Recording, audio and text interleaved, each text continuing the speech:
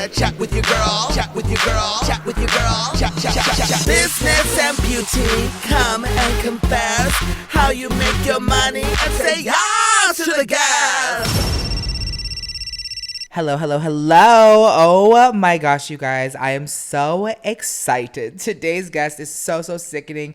We have the queen of all things hair, Jen Atkin. Yeah. What's up, Miss Mama? Are we just going to skip past that amazing intro? I was like schwamming in the background. Yeah, you almost everything. cracked your neck. Wow.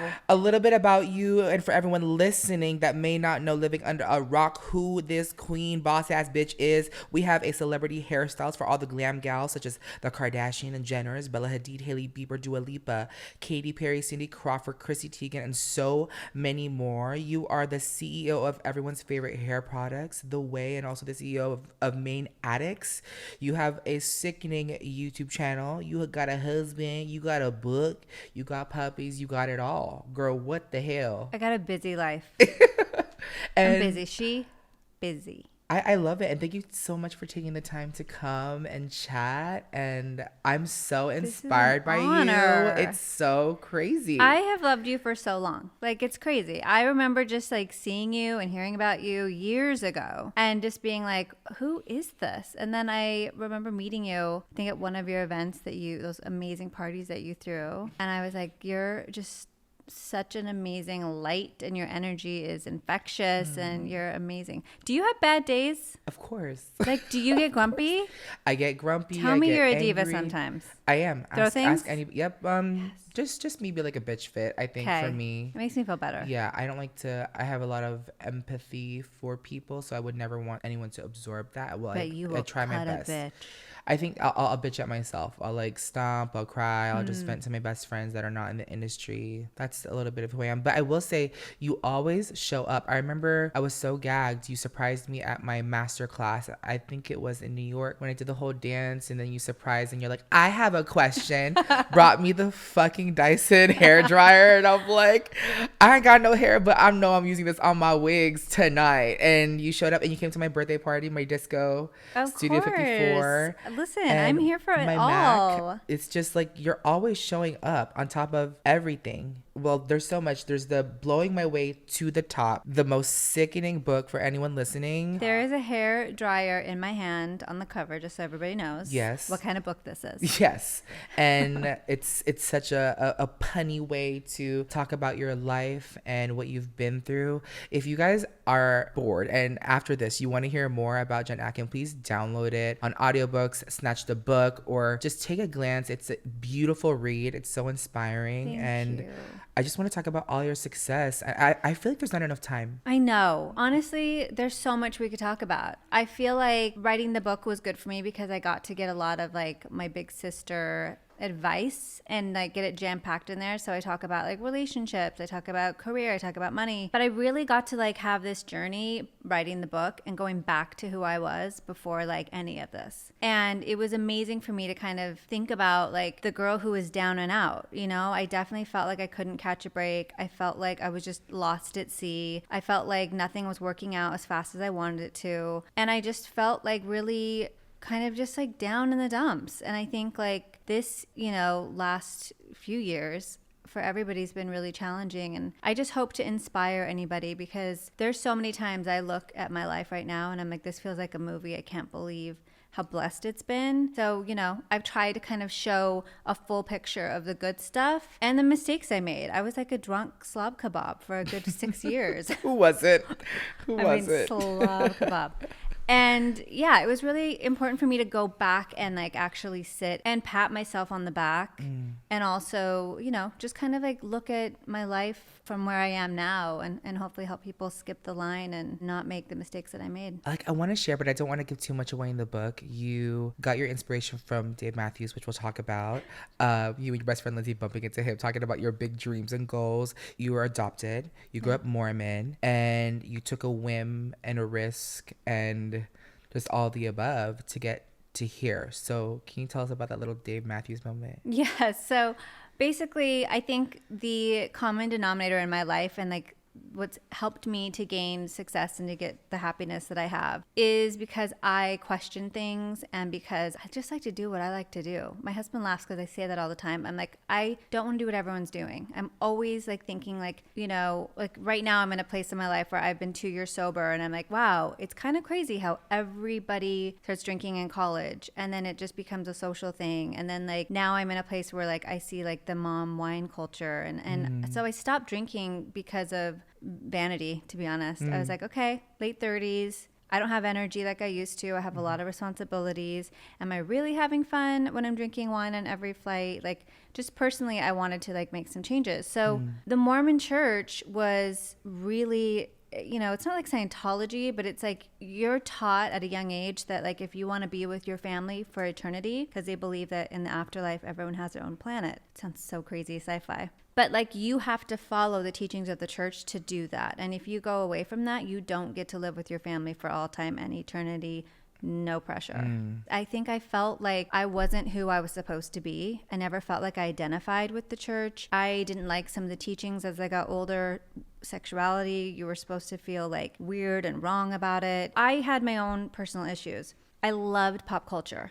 Like always. I loved makeover scenes in movies. I loved shopping montages. I just loved the concept of being able to like make yourself into something. I was obsessed with MTV, George Michael videos, Madonna. And I just loved like the magic of that. And while my sisters were like studying the Bible, being really diligent, I was like sneaking like pop culture magazines like Tiger Beat and Bop and all of that. My Mormon boyfriend was on his mission and we were supposed to get married when he got back. And my best friend Lindsay and I were obsessed with Dave Matthews. And I don't know how this happened, but my boyfriend's mother was a movie producer for like family films and Dave Matthews was in the movie. So we got to go on set and meet Dave Matthews. And it was the first time I'd ever met someone who was a celebrity. And I think in a way, Dave Matthews for me made me realize like, oh my God, this is a normal human being. And yes, he's a celebrity, but like he's also, you know, a human being. And it put things into perspective and he gave us the permission. I remember being like, oh, I really want to go to LA and work in like the beauty industry. You got to speak to him, I read in the book. And you said, I want to be a hairstylist. And she wanted to work in fashion. Yes. And he was like, you should do it. And I was like, oh my God, he's right. And we literally packed up,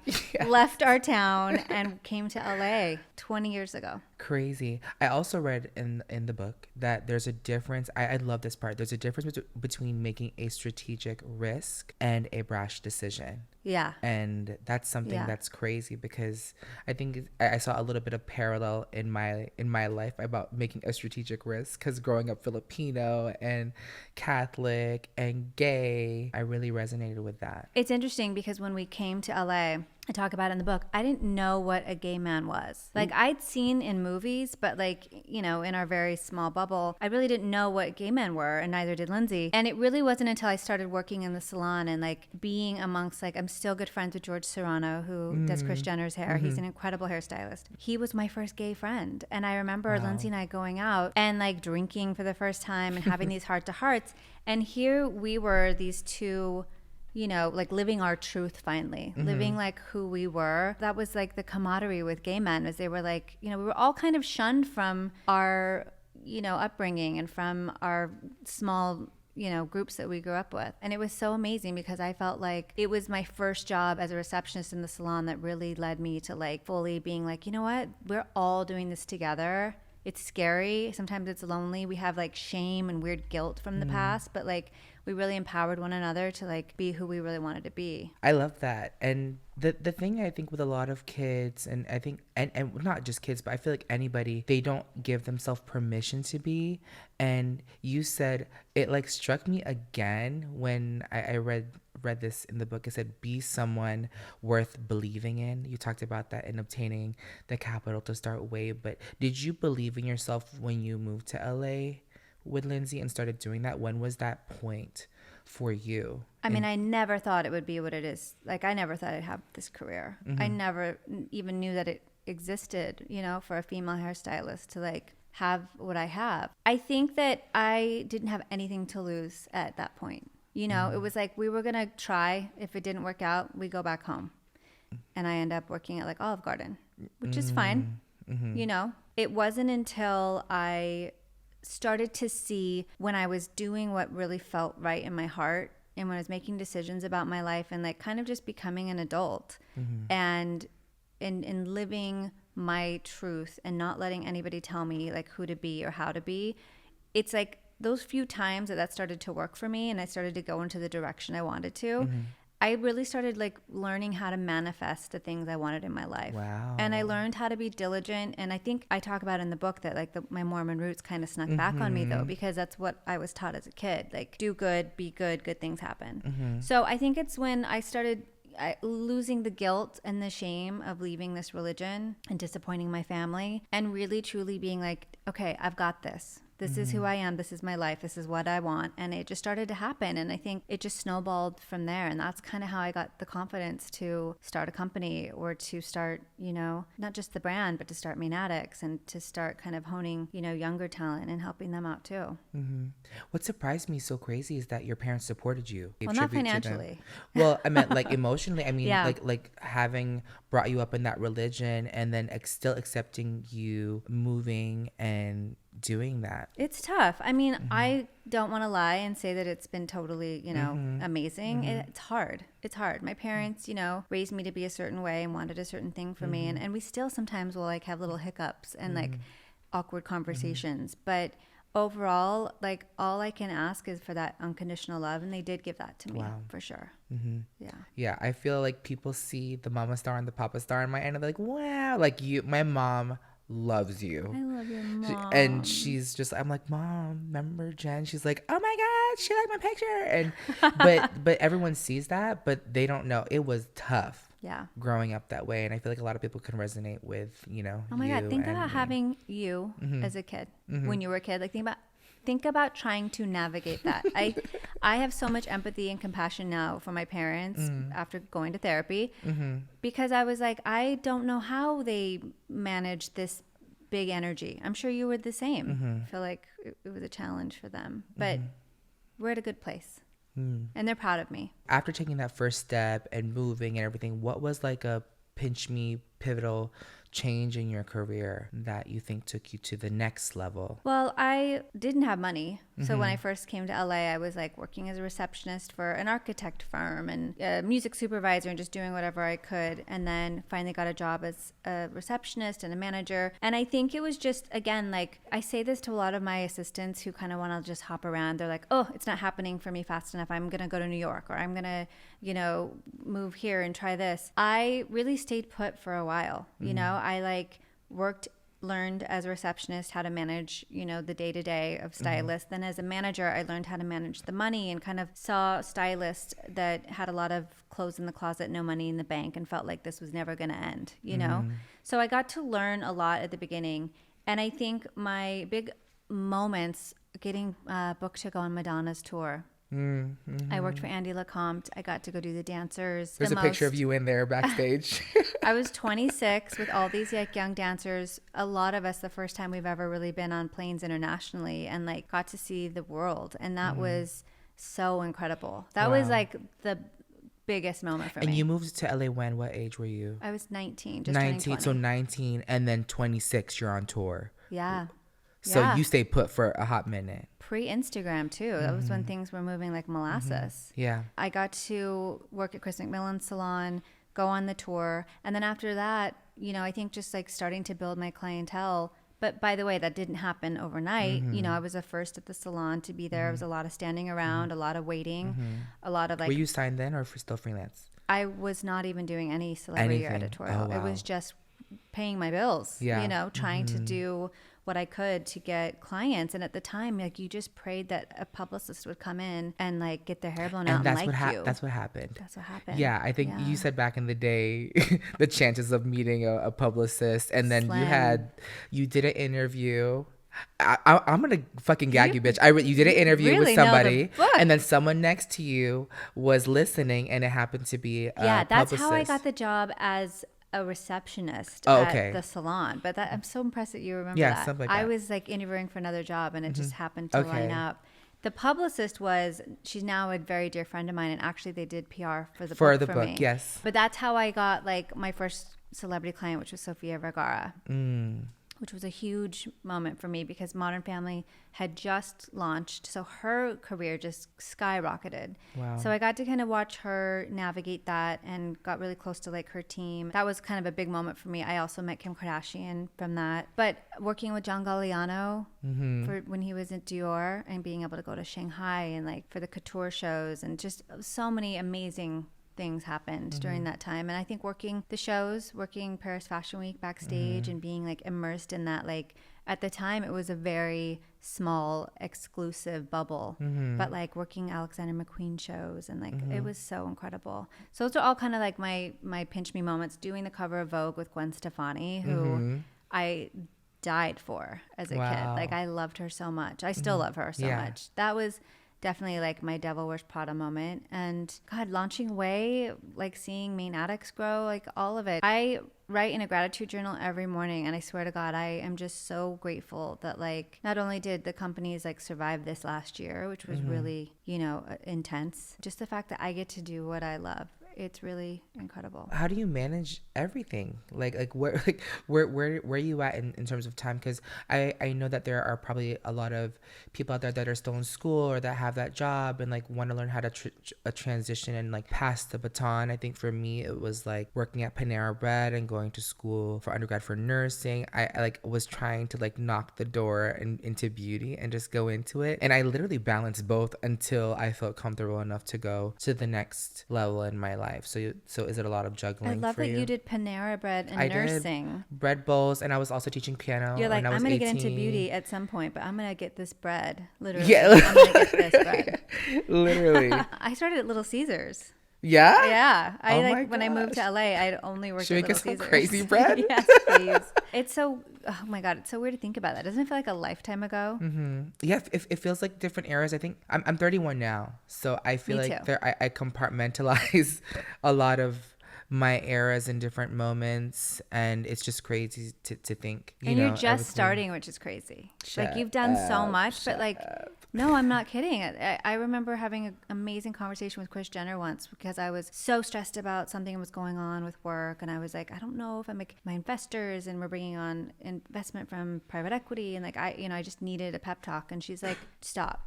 Like, don't put so much pressure on yourself. This is your first time. This is the beginning. Wow. You have so much to do. And I remember just being like, she's right. You know, like it truly, like this is just the beginning, and it's so fun. I fully forgot your question. I'm sorry. I talked so much.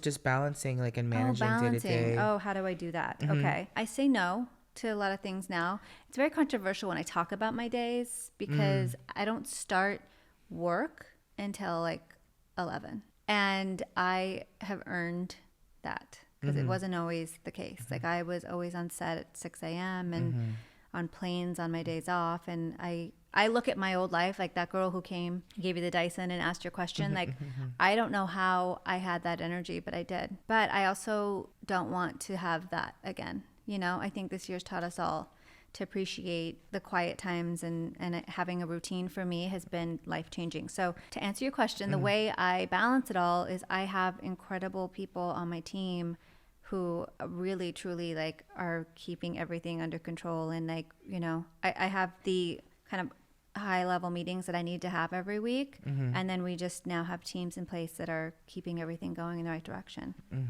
Shout out to Ouai and Main Addicts teams. And my assistant, Nicole. Yes, that's, I mean, a good team. What I love too that you talked about in the book is like practicing your boundaries. Like, I think that's something that takes over time. I think as humans, we like are so set into a routine. Like we just get into this routine that just feels like second nature. And to break that habit of conforming to the word yes, ironically, yes, and wanting to get to the next level is something that we all feel like we need, but what we actually need is like to practice the no. And the power of the no. I just learned that, you know, maybe 2 years ago that just 2 years ago out of all these years. Because I never saw like my parents, you know, was it burnout? No. Yeah, it was fully burnout. Yeah. I think I was just like so guilty of the hustle porn.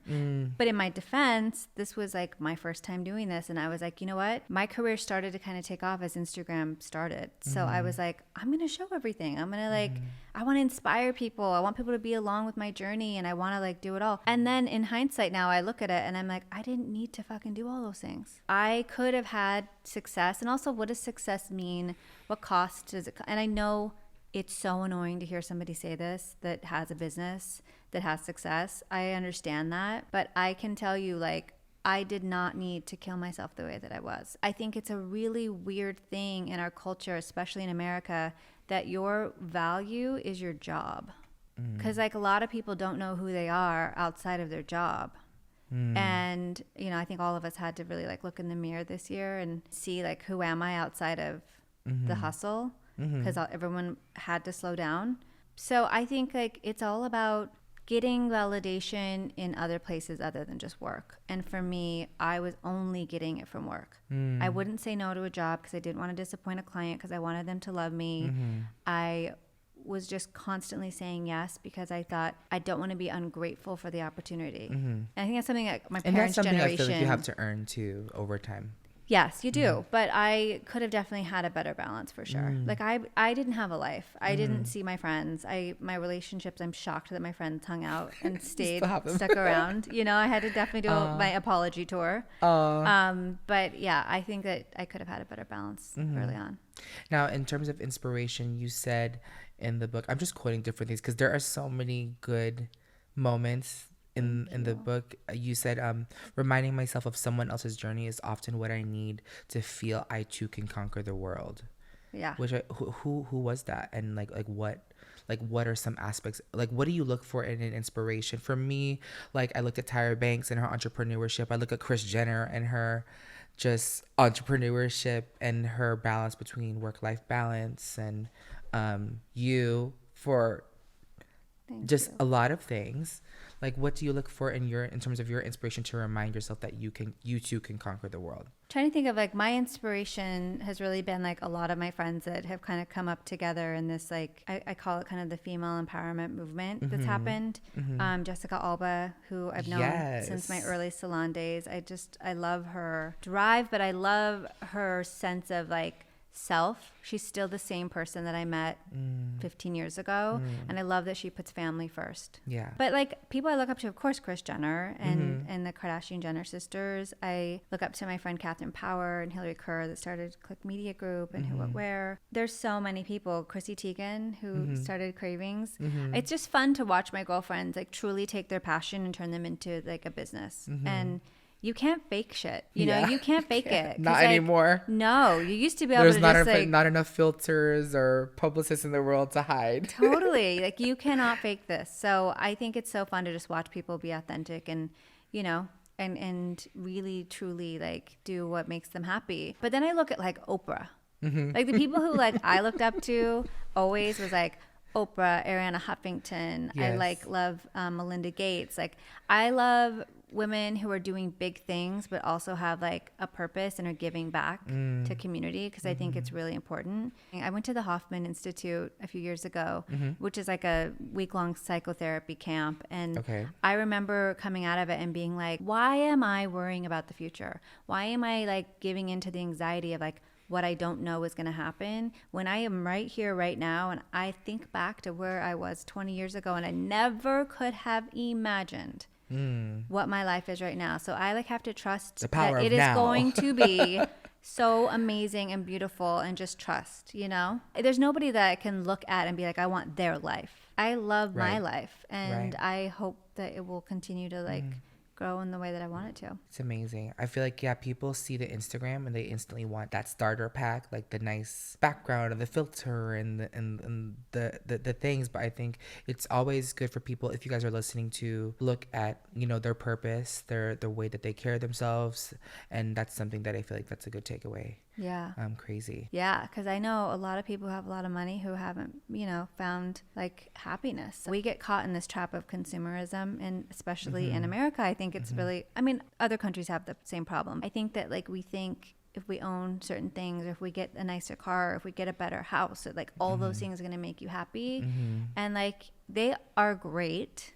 I'm not going to lie. I love my house and I'm very proud of my house, but it's not like what, you know, is going to make me like the happiest. So what I love, I think, is like your special gift that I see from the outside in is like your intuition, because you say in Mormon they call it the Holy Ghost, Disney calls it Jiminy Cricket, and then I call it the spiritual self. And I think it's just your intuition too. And what's crazy is too, the intuition that you had, you wrote changed your life, was your agent going against working with the Kardashians in 2011. Bitch, what the fuck I know were they thinking? And what was in your gut that day to be like, fuck it, I'm doing it? Was it Khloe first for her first role? Yeah, you're so good, Patrick. I have to say, in my agent's defense, my old agent's defense, you know, it was a time when like reality stars were not what they are today. In LA, especially in like the celebrity world, it was like they wanted me to like work on A-list actresses and like get the Oscar red carpet and the Emmys, and that was such a big deal back then. You know, Kim had asked me to do her for the cover of, like, I think it was Cosmo, and I met Khloe that day and I just fell in love with her. You know, you've met Khloe. Like, I love Khloe. She is everything you imagine her to be. She is like such an amazing spirit, and I got the nicest letter from her.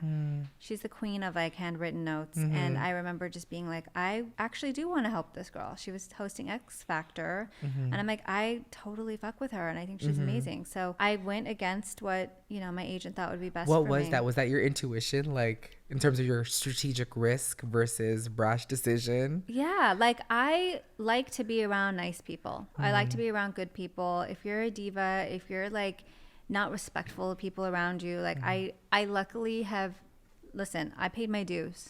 Okay, I've been around the divas who throw brushes.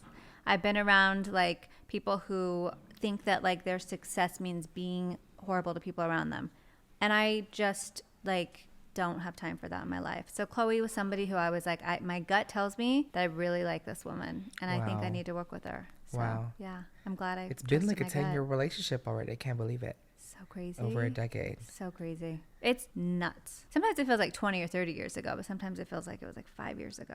What I do want everyone to walk away with is like, I think they see but before we get too crazy with the celebrity talk, it's like you've earned that relationship too.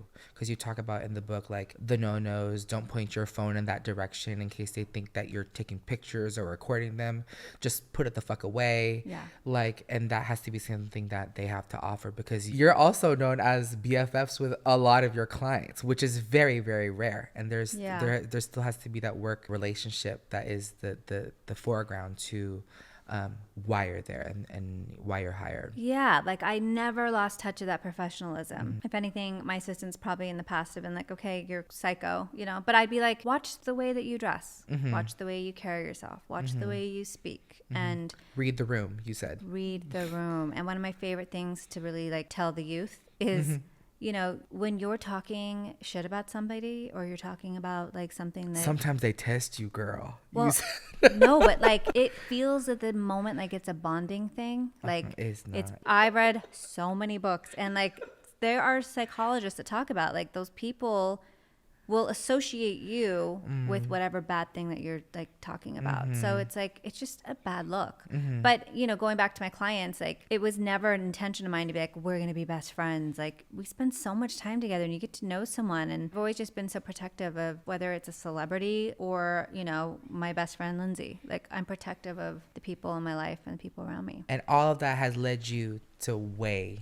Bitch, what the hell? This is just crazy. It's nuts. In your own words, describe the brand today. I mean, this is the latest and greatest. Like Patrick, we launched, oh my God, today. Shut up. I fully need to do an Instagram post. We launched in 2016. It was February either 1st or 3rd. Really? How crazy, 5 years. Crazy. Yeah. We'll be taking pictures. Happy birthday to Ouai. Tell me about Ouai in your own words today. Like now that you're in the latest and greatest. Like what is it like? No. What? Just describe the brand. Describe the brand. Yeah, because with One Size My Brand, not to plug, but I find myself describing like today's different. podcast is brought to you by One Size. Well, I find myself describing One Size different, even though we're less than a year old, because I still, you know, like what's like, how would you describe Ouai? Okay, so my favorite line that we have that I remember jotting down when I had this idea is, life is hard, looking good should be easy. And on the back of the bottle, there's a quote that says, let's be real. To me, Ouai was another way of me being rebellious and like fighting against like the norm. And when I really did my due diligence about the brands that I was getting deals with, the brands that I was getting paid to work for and to go and sit with beauty editors and talk about these brands, I started to ask, like, who owns this? When I did it, it was big companies, white men. And, you know, I could be shooting myself because I'm sure like one day I'm going to want to sell my company and it'll probably be a white man. But I'm just telling it like it is. Like, I was like, I need to like do something that feels more like realistic and like with the packaging, the scent, the messaging. I didn't want to like make women feel bad about what they look like naturally or like who they are. I didn't want products that felt like you have to use 20 of them. Like I just wanted a really chic, simplistic, effective brand that had also a heart, that had like ear to the ground, wasn't afraid to use our voice, just be more than like, we're just putting out product. We've now expanded into the body category, which is so exciting. And we just came out with hand lotion and hand wash that is so chic and looks so good. Ouai is just, it's not like my firstborn. Main Addicts came before Ouai, but it's been incredible to watch just what it's evolved to, what it's become. And I remember just being really naive and being like, okay, I think this is a great idea. I'm going to do it. I raised money. My investor was amazing. We launched this product. And then it was like, oh my God, everyone wants this in like Australia, in London, in Dubai. Like, wow. I did not realize like Instagram has no borders.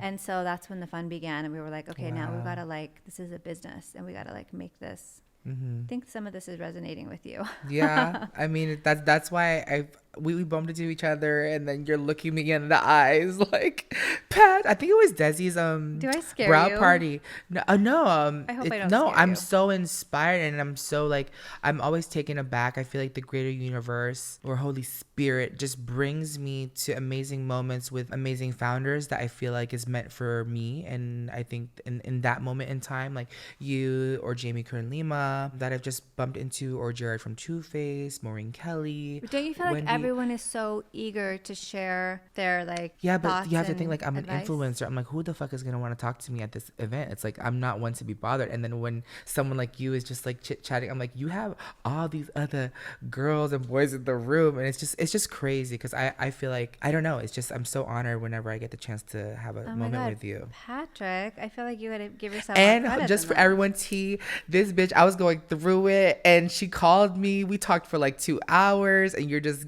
getting me together because launching One Size was not easy. It's my favorite thing to give any sort of advice so that I can. Nice. But also, like, I'm figuring this out as I go. So like, take my advice with a grain of salt, but it makes me so happy to be able to like I said, like help anybody skip the line. And, I had people do that for me. Anastasia has been an amazing mentor. Yes. Shout out to Kris Jenner. Huda, I've known for like 6 or 7 years. You're just saying these fucking names so casually. I can't. It's like crazy. All of these women though, like I just knew through the industry and like have been so helpful. And like I've got lots of shoulders to cry on, and like we're all in this together. And we are a part of this revolution where spirits are awoken. People are cheering on brands that have people behind it, and like it is an incredible time for all of us. And it's also, there's a lot of pressure, and it's scary, and it's overwhelming at times. Like I can't tell you how many times like other founders and I are talking and I'm like, God, I just wish I could like delete Instagram. There's days where you're just like over it. But anyways, we're in this together, so it's crazy. Fun. Speaking of together, let's get into Mr. Mike Rosenthal. Let's get into Mr. Mike Rosenthal from America's Next Top Model. Yes, I told you that. I was so embarrassed to tell him, but I was such a top model stan. He would be on there with Miss Tyra Banks, and that name was just so, it just has a ring. And then here you are. I used to be so embarrassed about Mike's like stint on America's Next Top Model because he was just so young and like, I don't know. Baby. Now it wasn't he's on cool. Netflix. Now it's cool. Now it's cool. It's on there. What I mean? Yeah, and he photographed your cover. He did. He's photographed my life. I mean, literally. talk about a master and his muse. What's one thing you could say to women that are too afraid to be a boss? Marry a photographer or director. You will save so much money. I bet. Trust. Do it. What can I say about Mike? I was 29, turning 30 when we met. I just remember being like, I just got out of a relationship. I don't want a boyfriend. I'm like starting to get jobs and I'm so important and I'm so fabulous. And then Mike, he was the first guy I'd ever dated who went to therapy, who was really, you know, working on himself. And we've just kind of grown up together. It's weird when we look back at pictures, we're like, we were babies when we met. It's nuts. You know, we've been there to help lift each other up. There were times when Mike had slow years, and I remember like he would like be vulnerable enough to like cry and tell me that he was scared and tell me that he was feeling like vulnerable and not like confident and great. And I remember being there and being like, dude, you're so talented. It's crazy you don't see it. And vice versa. There were times when like I would question myself and he'd be like, you got this. You're going to be totally fine, you know? So it's good. Like I would say this about Mike too. He'll probably get upset that I say this, but I would be fine without Mike. And I know it sounds so unromantic and horrible. I love this man with all of my heart, and he's my husband, and like I'm gonna be with him until the day I don't breathe. But I also like know that like he didn't make my life what it is, if that makes sense. We both have these flourishing, amazing lives. We have hobbies, we have friends, outside interests of one another. But when we're together, we're together. And he's the first guy that I've ever been with who doesn't like need me in an unhealthy way, if that makes sense. Like I had a boyfriend that was like, you're not going on Madonna's tour. You can be gone for 8 months. Like, what about us? So when I say that, I don't mean to sound rude. I love Mike, but like I also love that Mike loves himself, and he has I used to say to him back in my drinking days, I'd be like, I love that you're like a cat. I would leave you for 7 days and I know that you're gonna be alive and okay, and I love that.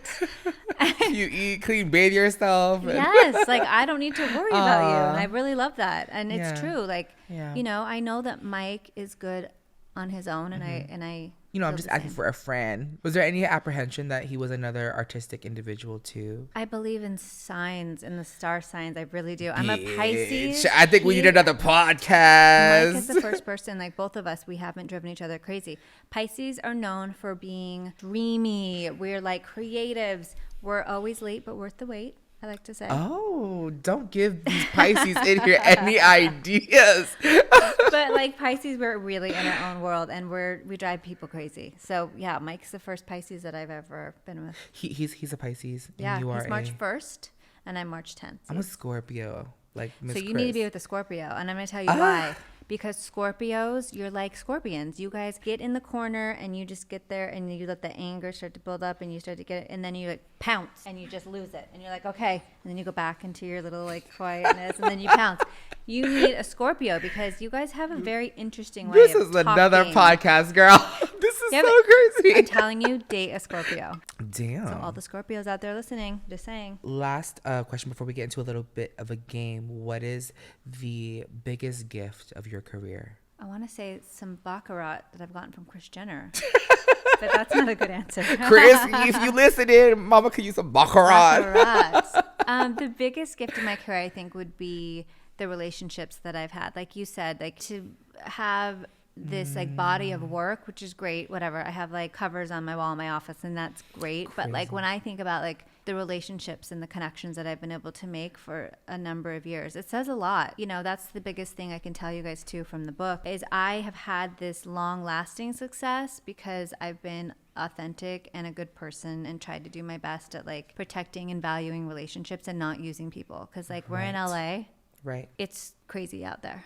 You know, there's people who come to town to just kind of like, we know the type that just come to like use and abuse to get ahead, chew people up, spit them out. And I definitely feel like it was because I respected my relationships that I have had the success that I've had. Wow. I love that.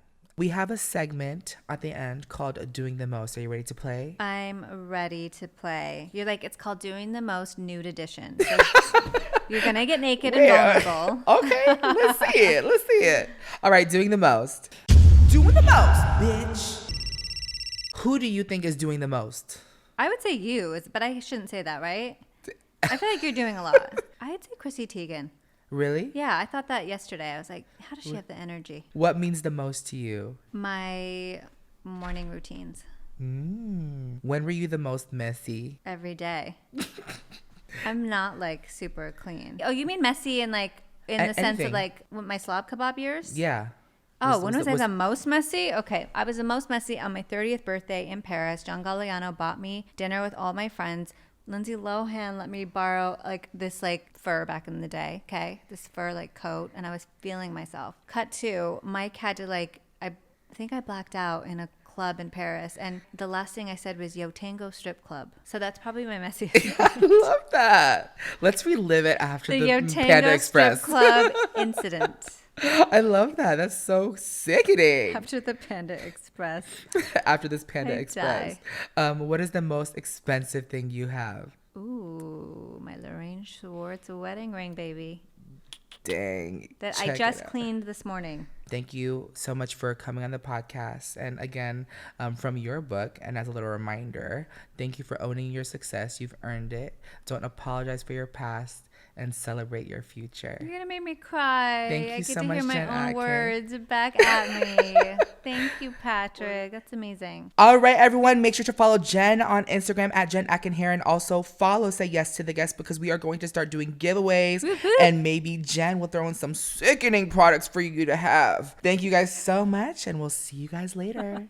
I hope you enjoyed this episode of Say Yes to the Guest. Make sure you subscribe to this podcast and follow at Say Yes to the Guest on all social platforms. Remember, you are successful. Now go out and be the bad bitch you truly are. Can't wait to chat with you next time. Bye.